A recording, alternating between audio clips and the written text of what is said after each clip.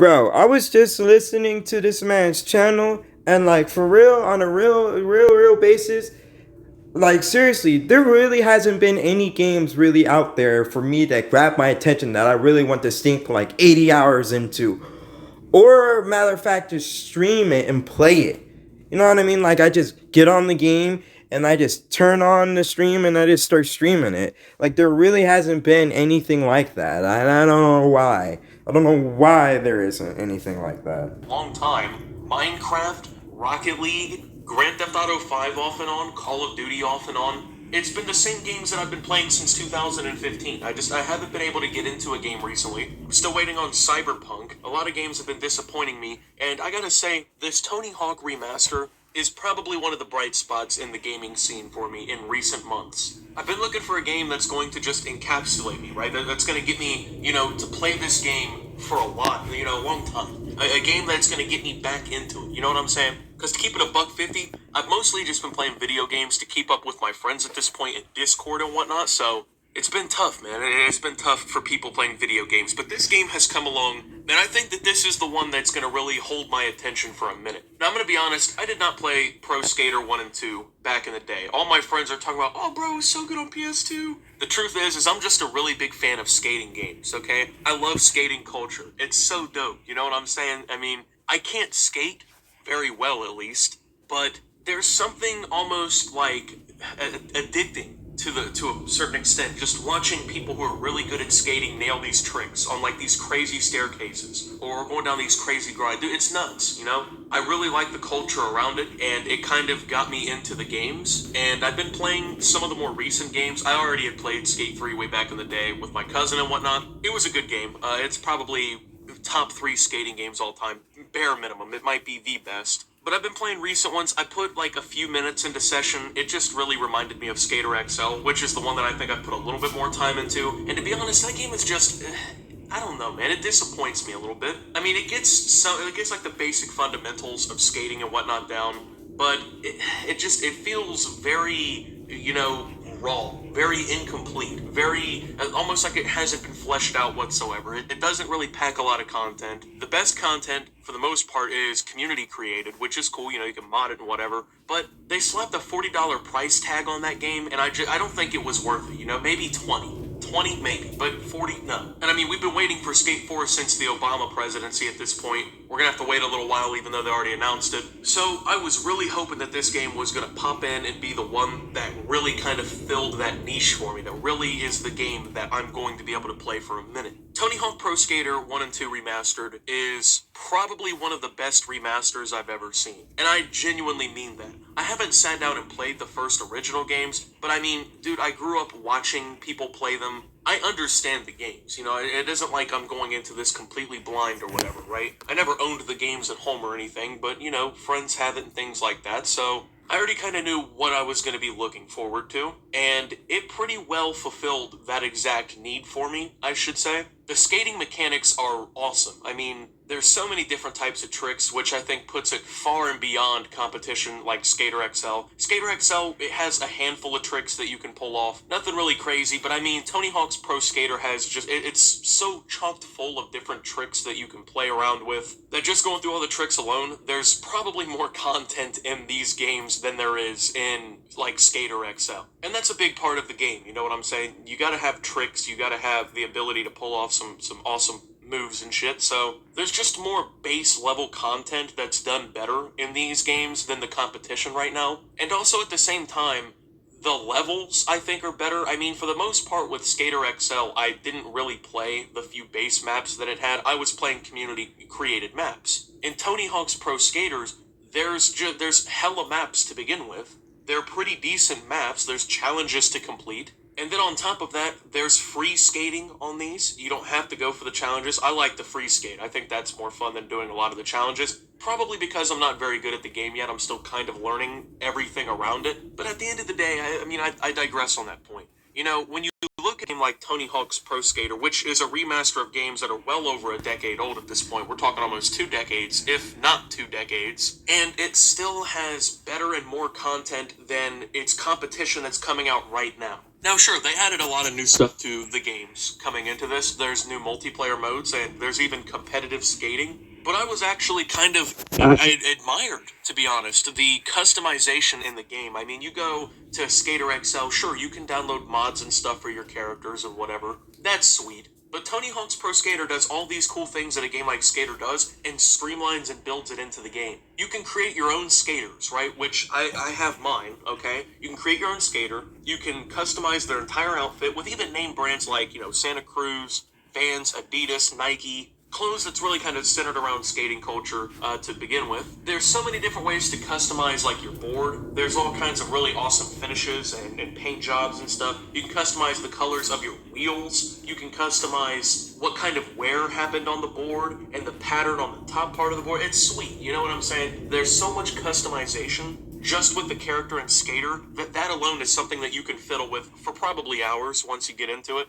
And there's so much things to unlock too. That's what's good. When it comes down to a game like this, sure, it's fun to just skate around in free mode or whatever, but at the end of the day, I feel like there has to almost be something for you to strive towards. And the more challenges and courses and whatnot that you complete, the more in-game currency that you build up, which you can then use to purchase, new board styles, new clothes, things like that. I think that's awesome because they did so well with the character customization that it almost like loops you into it. You're like, yeah, I want to do more with this. And so you have to strive to play the game more. You have to try new courses and try new tricks and do new things. That's dope because at its flesh and blood, right? Like at the core of it, it's just a skating game, but there's actually so much more to it that really, I guess, broadens the sense of gameplay and actually makes it fucking, exciting and fun beyond just hitting a couple tricks, right? And then on top of that, a big thing with Skater is the fact that there's like all these community created parks. I know I'm making the comparison to Skater a lot, but in reality, that's probably the biggest competition that it has at the moment on the market. And people are hyped up because you can create your own parks in that. Well, Tony Hawk's Pro Skater 1 and 2 Remaster has a built-in park creator that you can upload and then play other people's all you want. And it's very streamlined and easy to use, You would think, especially on like a console or something, it's probably a little harder to build a map, using, your joysticks and whatnot in a basic controller. Probably a little harder than a keyboard and mouse. That's not true at all because I actually plug in my PS4 controller to play this game. Shit just snaps together and everything. It's really easy to select parts. There's like a wide variety of different props and ramps and stuff that you can put in to make the park unique. And I think you can create up to like 40 different parks. So the amount of content that you can create in this game and enjoy is fucking obscene. And I think the best part about the game is the price point to a certain extent because it has so much good content, right? It's honestly a very good game. The gameplay is addicting and thrilling, to be quite honest, especially for a skating game. Nailing combos and making these crazy maneuvers and stuff, you jump from a grind to another grind, and you kick flip off or something. That feels really good. In a game like Skater XL, it doesn't feel the same whatsoever. And it's because for a game at this price point, it's much more fleshed out. There's so much more content. It actually has name value to it with Tony Hawk and Activision behind it. There's new content brought into the game. There's so much just to do with this game. And it's actually, from what hold on, I'm gonna check real quick. Yeah, I was right. Skater XL is $40 on Steam. But just the base version of Tony Hawk's Pro Skater 1 and 2 Remastered, which is essentially 2 games in one, is $30 with the deluxe with, a couple extra character skins or whatever, being $40. It's almost ridiculous at this point to buy Skater over Tony Hawk, considering there's way more content, it's way better looking and feeling, and it's literally cheaper, dude. There's no chance that this game isn't the best skating game on the market right now, in my opinion. Skate 3, sure, it's still technically on the market, but I don't consider it really because it's 10 years old. But I mean, at the end of the day, man, I'm really enjoying this game, and I'm saying that very genuinely. It's one of the only games that I can actually see myself playing for the foreseeable future. There's so much stuff to do in it that I'm just instantly hooked into the concept of kind of grinding the game, no pun intended. And it honestly feels really good to have And that is exactly what I'm talking about. Like, finding a game that literally hooks you into the content. That's what I really need to find. I need to find a game that does that.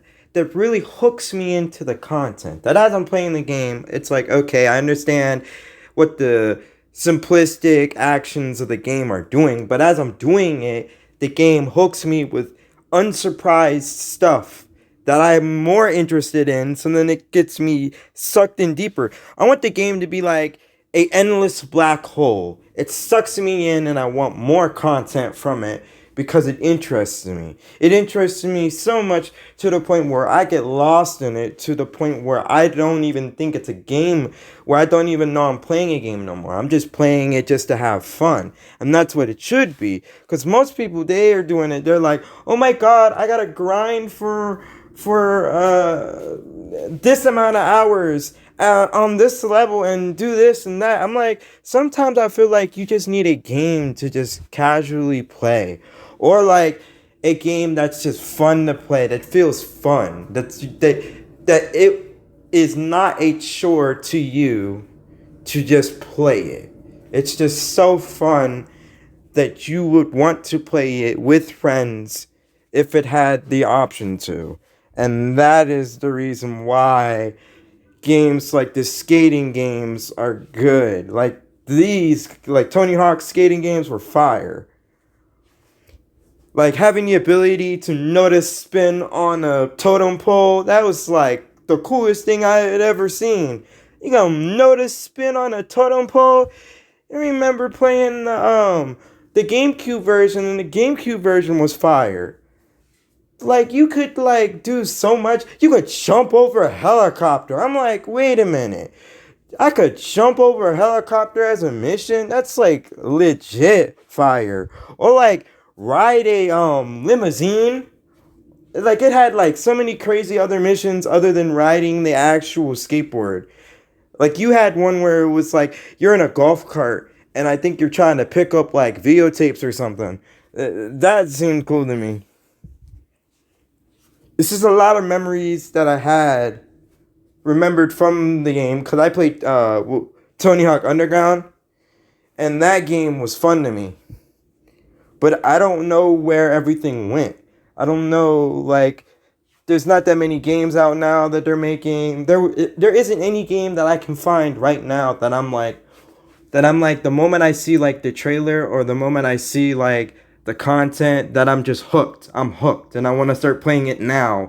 And I'm just like, wow, this it's so amazing, blah blah, and then you know what I mean. But I haven't found that, and that's what kind of makes everything boring to me. Which is also probably why I can't get into VR chat. I know there's social aspects of the game where there's social, groups, and you can talk to people. That's not the problem. The problem is the game itself. I would like to get into it so that I could make friends, or, could socialize.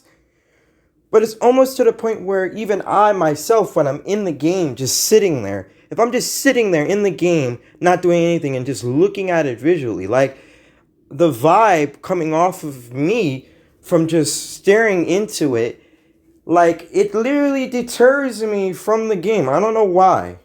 Sometimes I'm in a game and I'm just like, play it for maybe like 10 minutes, 10 or 20 minutes. And then I'm just like, Then I'm just like, because it like it hasn't grabbed my attention yet. To the point where I could literally just put in, 20 plus hours into the game. Even if that. So I don't know. I really don't know. It's just kind of cool that the remastered games, see, plus playing the creative, plus having the ability to play other people's parks, that's lit too, because then that means you have endless accountability to play other people's parks, and you can make your own. You can make up to 40. That's like really broken. That's why I bought Skater XL when it was still in beta. Which is why I can counteract this guy's statement of saying it was $40. Because when I had bought it originally, when it was in beta, it was like way cheaper than that. It was super cheap. It was like $20 or something like that. It was so cheap because it was in beta. And that's the only reason why it was so cheap, was because it was in beta. I was like, should I go and get it now while it's in beta? Or should I like literally buy it when it like releases. I was like, nah, let me buy it now because if I buy it now, that saves me money, and then I can like, you know, at least I have it in my arsenal. You know what I mean? Until whatever. But people are like, the game is not fun unless you got mods. I'm like, wow. So this game is not any fun at all unless you have mods. That's sad. So the game, when people make a game, the game should have content in it that literally sucks you in. Shouldn't like, you shouldn't have to, you know what I'm saying? Add DLC basically. You're adding DLC to the game, but it's community DLC to make your gameplay experience way better than the original content given in the game. And there was basically no content. You're just doing regular tricks. I'm like, all the Tony Hawk games actually had so much content. That's why I could play them for hours. That's why I wanted to, you know, when I did get my first Tony Hawk game, I was playing that for I don't know how long I was playing it for, but I remember completing the whole entire game like more than twice, which is surprising to me.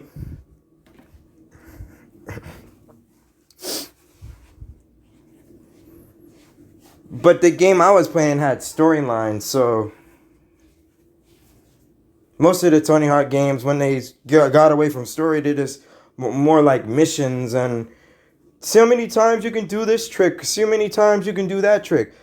See if you can grind from there to there to there, you know what I mean? Like, just like easy and thoughtful and imaginative stuff, really. And it's just it's the simplicity with the extra stuff that the game automatically gives you is what sucks you in.